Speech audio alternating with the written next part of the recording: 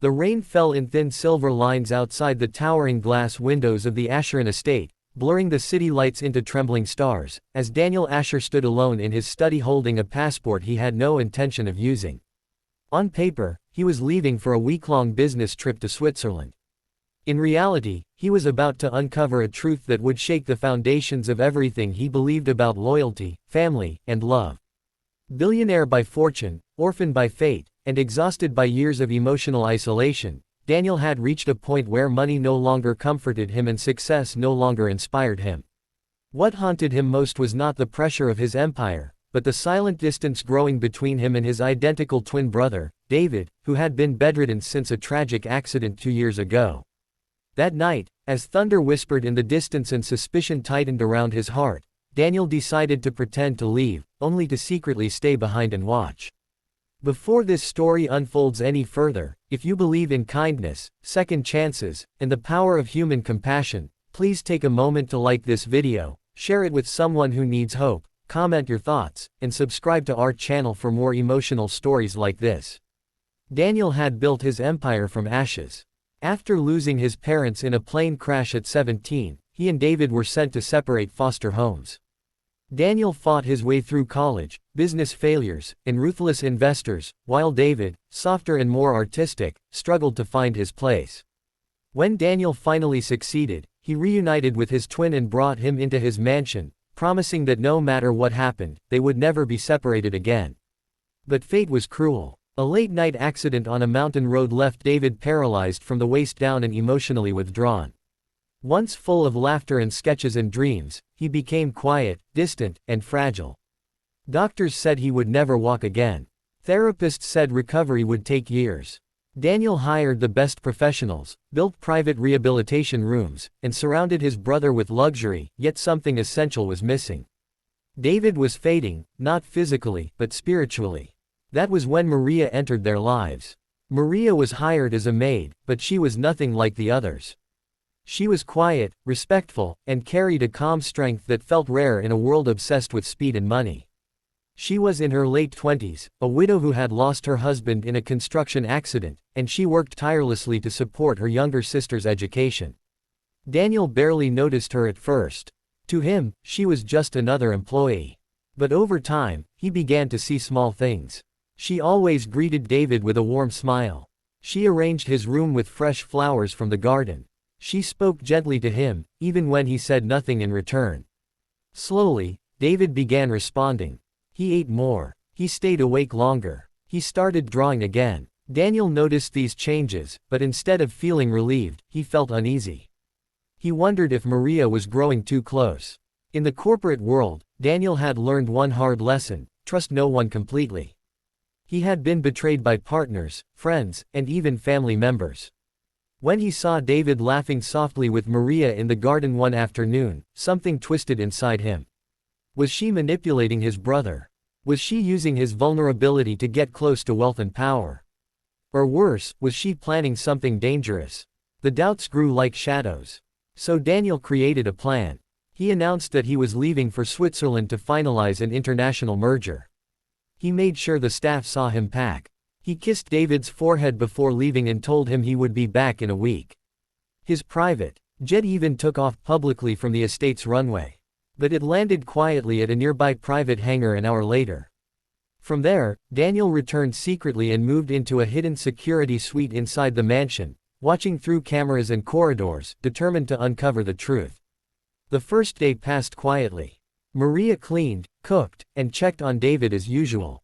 The second day, Daniel noticed something different. Instead of just assisting David physically, Maria began doing small exercises with him. She moved his legs gently. She guided his hands. She encouraged him to sit longer in his wheelchair near the window. She brought old sketchbooks from storage and placed them on his table. She played soft music in the background. Every action was filled with patience. Daniel frowned. Was this part of some plan? On the third day, he watched Maria wheel David into the private art room, a place Daniel had built but rarely entered. Inside, she set up paints and papers.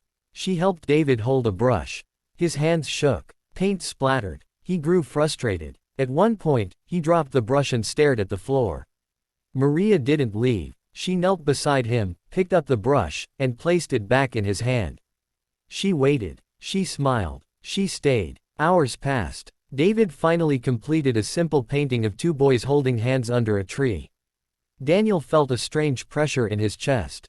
He remembered that drawing. It was something David had drawn when they were children. On the fourth day, something unexpected happened. David refused to eat. He turned his face away from the food and pushed the tray aside. He looked exhausted, empty, and lost.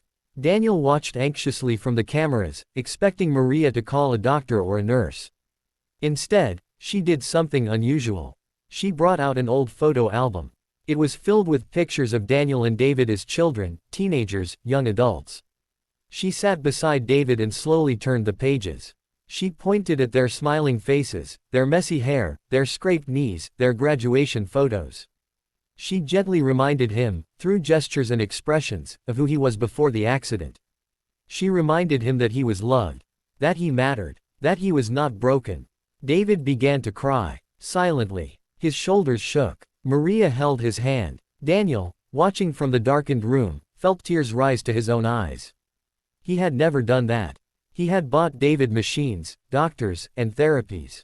But he had never sat and simply reminded him of his worth. On the fifth day, Daniel followed Maria secretly through the corridors. He watched her enter David's room late at night. Fear rushed through him. His heart pounded. He moved closer, ready to confront her. But when he peeked inside, he froze.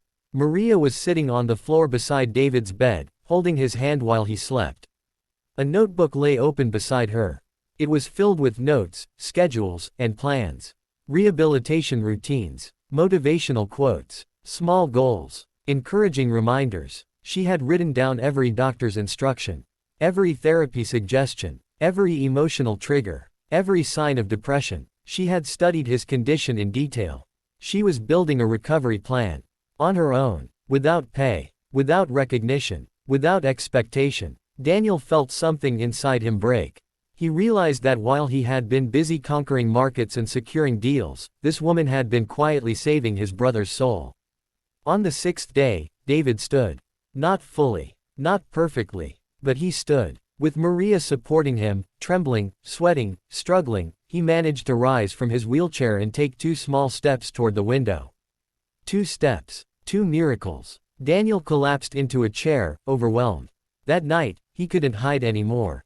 He walked into David's room. David looked shocked. Maria froze. Daniel apologized, not with words, but with tears. He told them everything. About the fake trip, about his fears, about his doubts, about his guilt, about his loneliness. He admitted that he had been blind. Maria listened quietly. David held his hand. For the first time in years, the twins cried together. The following weeks changed everything. Daniel rearranged his priorities. He reduced his workload. He spent time with his brother. He joined therapy sessions. He encouraged creativity again. He listened. Maria was promoted to a full-time caregiver and rehabilitation coordinator. Her sister was given a scholarship funded by Daniel's foundation.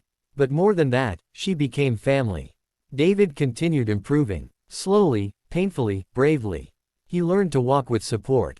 He began painting again. His artwork was later exhibited in a charity gallery, raising funds for accident victims. Daniel learned humility. He learned that love cannot be bought. It must be lived. Before this story ends, if it touched your heart even a little, if it reminded you of someone you care about, please like this video, share it with your friends, and subscribe to our channel. Your support helps us continue bringing stories that heal and inspire. And now, a special request. Please comment below with the word hope if you believe that kindness can change lives, and let us know what part of this story moved you the most. Years later, when journalists asked Daniel what his greatest achievement was, they expected him to mention billion-dollar deals or global expansions. Instead, he would smile softly and say that his greatest success was learning how to see people, not just numbers. It was learning that sometimes, the most powerful hero in someone's life is not the one who provides luxury, but the one who stays, listens, and believes when everyone else gives up. In a world driven by profit and pride, Maria had chosen compassion. And because of her, a broken brother learned to stand again, a hardened billionaire learned to love again, and a family learned that miracles are not always loud. Sometimes, they happen quietly, in small rooms, through patient hands and faithful hearts.